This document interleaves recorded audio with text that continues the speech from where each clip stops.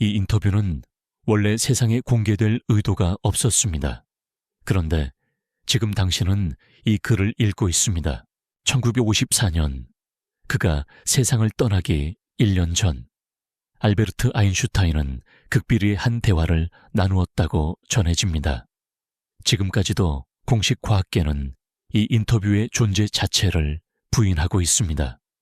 그러나 21세기에 들어서면서 그의 가장 가까운 친구 중 한 명이었던 커트굿 박사의 잃어버린 기록 보관소를 통해 이 대화는 세상에 다시 모습을 드러내게 되었습니다.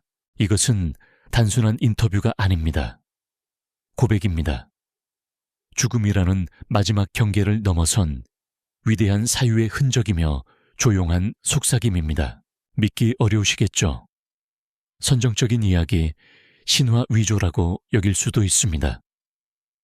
하지만 2022년 프린스턴에서 오래된 금고이중 바닥에서 괴델의 원고가 발견되었습니다. 그 문서는 이렇게 시작됩니다. 이 고백은 인류를 변화시킬 수도 파괴시킬 수도 있다. 기자의 이름은 끝내 공개되지 않았습니다. 그가 첫 질문을 던졌습니다. 아인슈타인 교수님, 죽음 이후에도 삶이 계속된다고 믿으십니까? 정적. 문서에는 이렇게 적혀 있었습니다. 긴 침묵, 그리고 살짝 지은 미소. 믿는다는 건 올바른 표현이 아닙니다. 제 나이쯤 되면 믿음보다 아는 것이 더 중요하죠. 기자는 이런 대답을 예상하지 못했습니다. 그가 물음을 이어갔습니다. 하지만 과학 교수님의 과학은 영혼의 존재를 부정해왔잖아요. 그건 내 과학이 아닙니다. 아인슈타인이 정정했습니다. 대중이 이해하는 과학은 관찰 가능한 것에 국한되어 있습니다. 수식으로 설명할 수 없는 것에는 눈을 감죠. 이제 잘 들으세요. 지금부터 말하는 것은 인류가 준비될 때까지는 우리 둘만의 비밀로 남아야 합니다. 삶은 죽음과 함께 끝나지 않습니다. 이것은 가설이 아닙니다. 제가 물리학이 아니라 시공간의 수학적 구조를 연구하면서 알게 된 사실입니다. 기자는 믿을 수 없다는 듯 눈을 떴습니다. 교수님, 그 말씀은 하늘의 영혼을 말하는 겁니까? 나는 변화의 지속을 말하는 겁니다. 바다 위에 떠있는 파도를 상상해 보세요. 바람이 있는 한 파도는 존재합니다. 바람이 멈추면 파도는 사라지지만 물은 여전히 존재하죠. 파도는 더 이상 보이지 않지만 그 에너지는 바닷속에 남아 있습니다. 인간의 의식도 바로 그 파도입니다. 몸은 그 파도가 잠시 형태를 띈 것에 불과합니다. 몸이 죽으면 의식은 사라지는 것이 아니라 바다로 되돌아갑니다. 기자는 그 말을 소화하는데 몇 분이 걸렸습니다. 하지만 그것이 상대성 이론과는 어떻게 연결되나요? 아인슈타인이 미소 지었습니다. 상대성 이론은 물질과 에너지에 대한 것입니다. 하지만 항상 수식에서 빠져있던 요소가 하나 있습니다. 바로 관찰자입니다. 의식은 물질의 산물이 아닙니다. 오히려 그것이 기본입니다. 우주는 누군가가 그것을 인식하기 때문에 존재하는 것입니다. 이건 고대 신비주의자들이 직관적으로 느꼈던 진리이기도 하죠. 저는 수학을 통해 그곳에 도달했습니다. 이중슬릿 실험, 양자 얽힘, 이 모든 것이 하나의 무섭지만 아름다운 생각을 향해 가리킵니다. 의식이 현실을 만든다. 그리고 죽음 이후에도 의식은 사라지지 않습니다. 그저 근원 순수한 인식으로 돌아갈 뿐이죠. 기자가 조심스럽게 물었습니다. 그렇다면 신이 존재합니까? 아인슈타인은 고개를 끄덕였습니다. 신은 사람의 모습이 아닙니다. 구름 위에 수염난 노인도 아닙니다. 신은 바다 자체입니다. 모든 존재의 의식은 이 바다에 녹아듭니다. 그래서 이 세상에 살았던 누구도 영원히 사라지지 않는 겁니다. 죽음은 끝이 아니라 귀향입니다. 기자가 수첩에서 눈을 들었습니다. 밖에서는 바람이 무겁게 울고 있었습니다. 1950몇 년의 봄은 차갑고 불안했습니다. 교수님, 무례한 질문일 수 있지만 그런 고차원적인 이야기를 과학자이신 당신이 주장한다는 게 믿기 어렵습니다. 아인슈타인은 앞으로 몸을 기울이며 진지하게 말했습니다. 당신은 이게 믿음이라고 생각합니까? 이건 지식입니다. 저는 패턴을 관찰해 왔습니다. 통일장이론을 연구하면서 물질과 에너지 의식을 연결하는 단일 구조가 존재함을 깨달았습니다. 20세기 초 우리는 원자가 현실의 가장 작은 단위라고 생각했습니다. 하지만 그건 착각이었습니다. 원자 너머엔 공허가 있고 공허 너머엔 진동이 있으며 그 너머엔 그는 말을 멈추고 조용히 덧붙였습니다. 마음이 있습니다. 아인슈타인, 포돌스키, 로젠 역설을 알고 계십니까? 네, 양자 얽힘이죠. 한번 상호작용한 두 입자가 아무리 멀리 떨어져 있어도 연결되어 있다는 실험. 그것은 단순한 물리학이 아닙니다. 힌트입니다. 연결성은 존재의 근본입니다. 입자가 공간을 넘어 연결된다면 의식이 죽음을 넘어 연결되지 말란 법이 있습니까? 기자는 침을 삼켰습니다. 방 안의 온도가 뚝 떨어진 듯 했습니다. 교수님, 그렇다면 그렇습니다. 아인슈타인이 고개를 끄덕였습니다. 의식은 비국소적입니다. 뇌에만 묶여있지 않습니다. 뇌는 단지 안테나 수신일 뿐입니다. 그 근원은 시공간 너머에 존재합니다. 죽음은 수신의 파괴가 아니라 단지 하나의 채널이 끊기는 것일 뿐입니다. 하지만 파장은 여전히 남아 있습니다. 라디오가 꺼져도 전파는 사라지지 않듯이 기자는 수첩을 다시 내려다보았습니다. 그의 손은 떨리고 있었습니다. 신뢰가 안 된다면 왜 지금 이 이야기를 하시기로 결심하셨습니까? 시간이 얼마 남지 않았기 때문입니다. 아인슈타인은 조용히 말했습니다. 나는 이제 문턱에 다다랐고 이 진실이 나와 함께 사라져선 안 됩니다. 인류는 지금 가장 위대한 발견의 문 앞에 서 있습니다. 죽음은 적이 아니라 전환이라는 깨달음입니다. 하지만 이 진실이 너무 일찍 알려지면 왜곡될 수 있습니다. 권력을 위한 도구로, 조작의 수단으로 쓰일 수 있습니다. 그래서 나는 오랫동안 침묵했습니다. 그러나 이제 물질주의의 시대가 끝나가고 있다고 느낍니다. 곧 과학과 영성이 하나로 융합될 것이고 그때 비로소 새로운 길이 열릴 것입니다. 그 순간 방 안에 시계 소리가 울렸습니다. 12번 정확히 자정을 알렸습니다. 기자는 기록했습니다. 그 종소리는 마치 우주가 이 모든 말을 확인해주는 것처럼 들렸다. 당신은 죽음 너머에 무엇이 기다리는지를 묻고 있죠. 아인슈타인이 말을 이었습니다. 그 대답은 단순하면서도 복잡합니다. 모든 것은 의식의 수준에 달려 있습니다. 권력 쾌락 이기심을 좇았던 이들의 의식은 현실의 낮은 층에 묶입니다. 그들은 과거의 그림자 속을 방황하게 될 것입니다. 반면 진리를 구하고 사랑하며 타인을 섬겼던 자들은 상승하게 될 것입니다.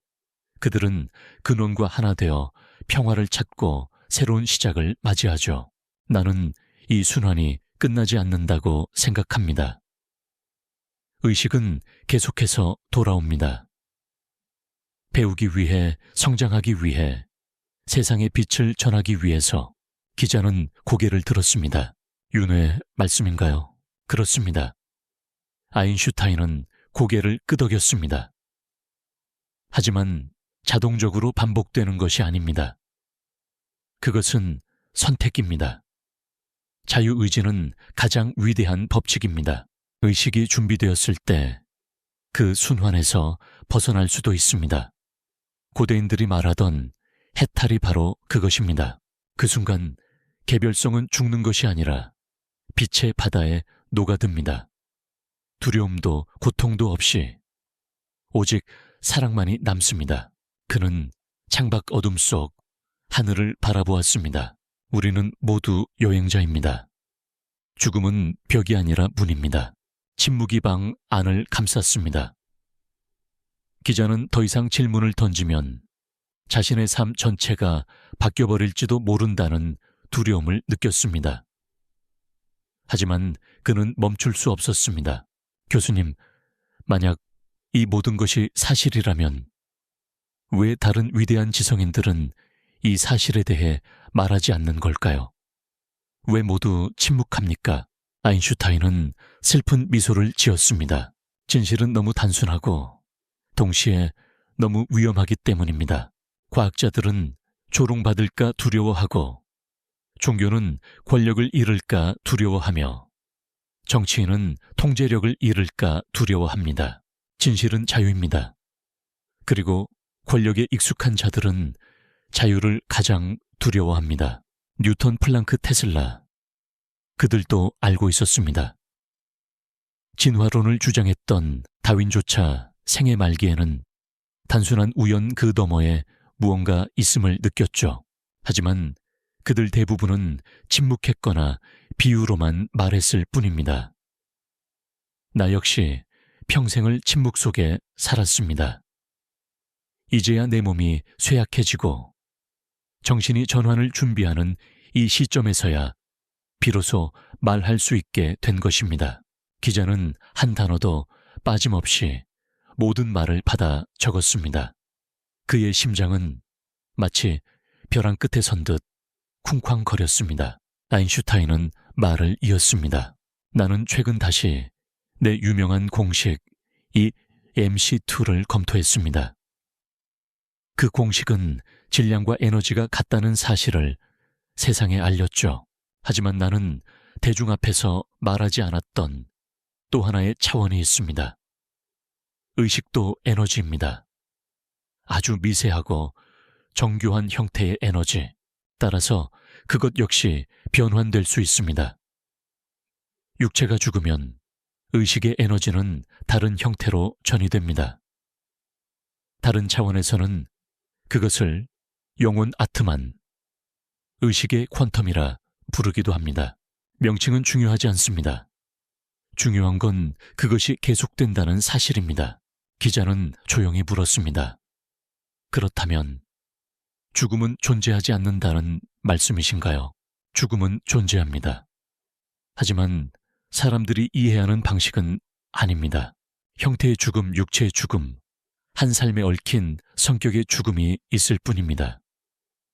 본질은 사라지지 않습니다. 에너지가 사라지지 않고 형태만 바뀌듯 의식도 죽지 않습니다. 지금껏 살아온 모든 존재는 여전히 다른 차원, 다른 상태 속에서 존재하고 있습니다. 그들의 생각, 감정, 경험은 모두 거대한 장창에 저장되어 있습니다. 어떤 이들은 그것을 아카시아라고 부르죠. 그리고 우리는 끊임없이 그 장창과 연결되어 있습니다. 직관, 대자비, 예감들, 이것들이 바로 그 연결의 메아리입니다. 기자는 조용히 고개를 끄덕였습니다. 그는 자신도 설명할 수 없었던 이상한 예감이나 선견지명이 떠올랐습니다. 하지만 만약 이 모든 것이 사실이라면 그는 말을 고르며 잠시 멈췄습니다. 그렇다면 왜 고통이 존재하나요? 질병, 상실, 슬픔 같은 것들은 왜 있어야만 하는 걸까요? 아인슈타인은 긴 시선으로 그를 바라보았습니다. 고통은 배움의 장창입니다. 고통의 경험 없이는 의식이 성장할 수 없습니다. 근육이 저항 속에서 자라듯 정신도 시련을 통해 단련됩니다. 각 삶은 하나의 수업입니다.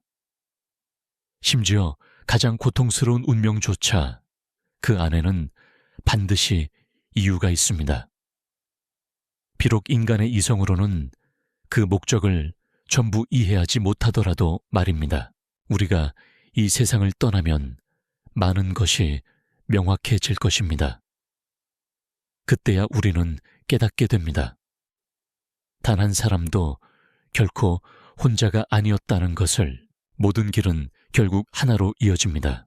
밖의 시계가 다시 한번 울렸습니다. 이번에는 새벽 1시를 알리는 종소리였습니다. 하지만 꼭 전해야 할 것이 하나 더 있습니다. 아인슈타인이 갑자기 말했습니다. 그의 목소리는 단호해졌습니다. 최근 몇 년 동안 나는 아주 위험한 흐름을 보기 시작했습니다. 인류는 점점 더 분열을 향해 달려가고 있습니다. 기술은 눈부시게 발전하고 있지만 도덕은 그 속도를 따라가지 못하고 있습니다. 사람들은 서로의 연결성을 잊고 있습니다. 서로를 적으로 보기 시작했어요. 거울이 아니라 적으로. 이건 정말 위험한 일입니다. 만약 인류가 스스로의 본질을 깨닫지 못한다면 다음 세기까지 살아남지 못할 수도 있습니다. 선택은 우리에게 달려 있습니다. 우리가 모두 하나라는 진실을 받아들이지 못한다면 우리는 스스로를 파멸로 이끌게 될 것입니다. 그는 기자의 눈을 똑바로 바라보았습니다.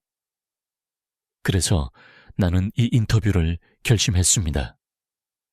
아마도 내 생의 마지막 인터뷰가 될지도 모르죠. 내 말이 누군가에게는 기억으로 남기를 바랍니다.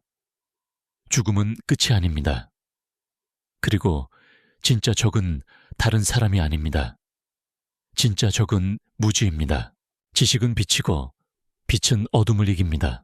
기자는 더 이상 감정을 억누를 수 없었습니다. 그는 지금 자신이 단지 하나의 인터뷰가 아니라 인류의 미래를 바꿀지도 모를 계시를 목격하고 있다는 느낌을 받았습니다. 이 이야기를 들을 준비가 된 사람에게 전하세요. 아인슈타인이 말했습니다. 하지만 강요하지는 마세요. 진실은 누구나 스스로 도달해야만 합니다. 중요한 건 죽음 이후에 무엇이 기다리는가가 아닙니다. 진짜 질문은 죽음 이전에 우리는 어떻게 살고 있는가입니다. 그리고 기억하세요. 사라지지 않는 단 하나의 진실. 그것은 사랑입니다. 기자는 잠시 말을 잃었습니다. 그는 이 질문을 지금 하지 않으면 다시는 기회가 없을 거란 걸 느꼈습니다. 교수님, 만약 이 모든 것이 사실이라면 죽음 이후에도 의식이 계속된다는 걸 과학적으로 입증할 방법은 없을까요? 아인슈타인은 의자의 등을 기대고 앉았습니다. 그의 시선은 방 너머 어딘가 시간 밖을 응시하는 듯 했습니다.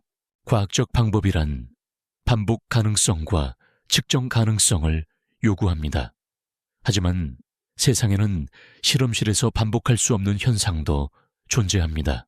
그 증거는 바로 그 존재 자체입니다. 전생을 기억하는 아이들. 양자 얽힘과 같은 설명 불가능한 비물질적 연결. 그리고 임사체험 육체 밖에서 벌어진 사건을 정확히 묘사한 수많은 사례들. 과학은 이 모든 것을 끝까지 부정하려 들 것입니다. 하지만 부정은 반박이 아닙니다. 양자물리는 이미 물질주의의 벽에 균열을 냈습니다. 시간은 절대적이지 않으며 공간은 비어있지 않고 물질은 단지 밀도의 착각일 뿐입니다. 모든 것은 에너지이며 모든 것은 의식입니다. 앞으로 과학자들은 새로운 장비를 만들게 될 것입니다.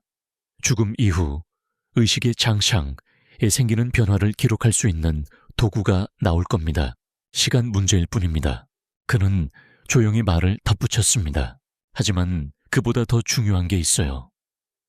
만약 내일 전 인류가 죽음 이후의 삶에 대한 명확한 증거를 손에 넣는다고 해도 그것만으로는 해결되지 않는 과제가 있습니다.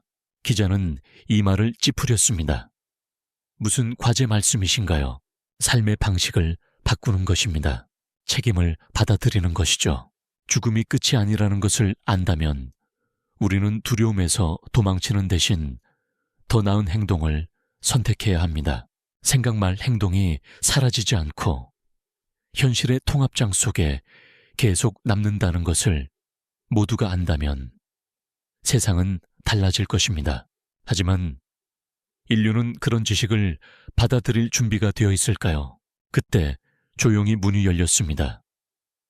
검은 옷을 입은 가정부가 얼굴을 내밀었습니다. 실례합니다. 교수님, 벌써 늦은 시간입니다. 이제 쉬셔야 할 시간이에요. 아인슈타인은 천천히 고개를 끄덕였습니다. 그러나 그의 눈은 여전히 기자를 향해 있었습니다. 내 몸은 피곤합니다. 하지만 정신은 계속 나아갈 준비가 되어 있지요. 혹시 10년, 20년, 100년 후에라도 이 인터뷰를 읽게 될 누군가가 있다면 내가 신비주의자가 아니라 진리를 추구한 자였다는 것을 알아주길 바랍니다. 진리는 종교의 것이 아닙니다. 과학의 것도 아닙니다. 그것은 찾는 자의 것입니다. 그는 천천히 일어났습니다. 이제 작별할 시간입니다. 하지만 이것은 영원한 작별이 아닙니다.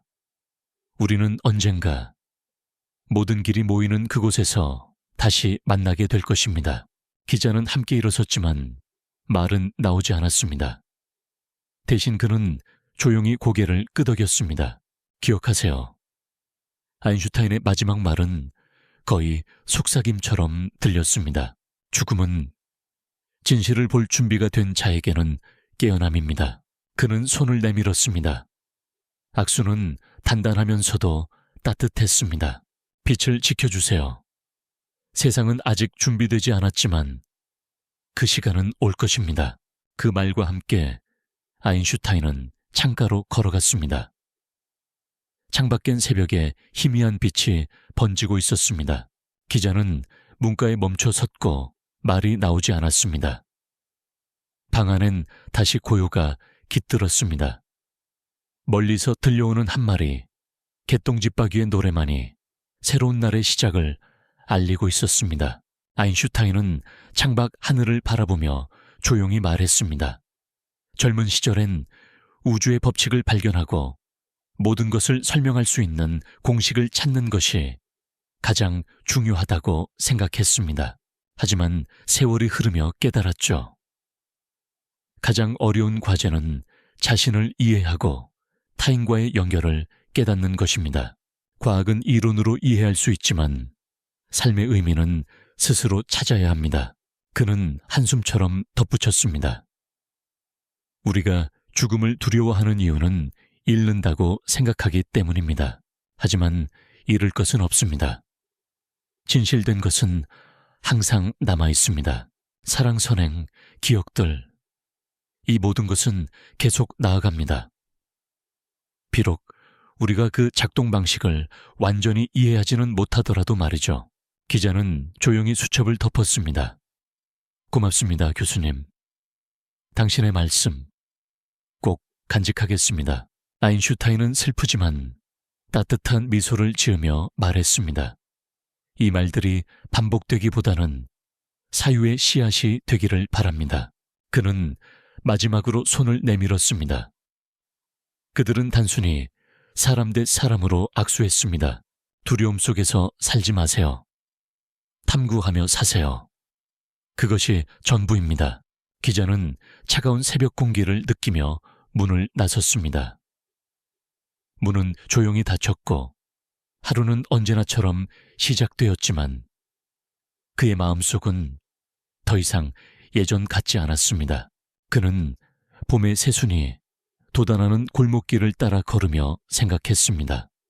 우리를 기다리는 것이 무엇이든 중요한 건 지금 우리가 무엇을 하느냐이다. 그는 수첩의 마지막 페이지에 그 문장을 적었습니다.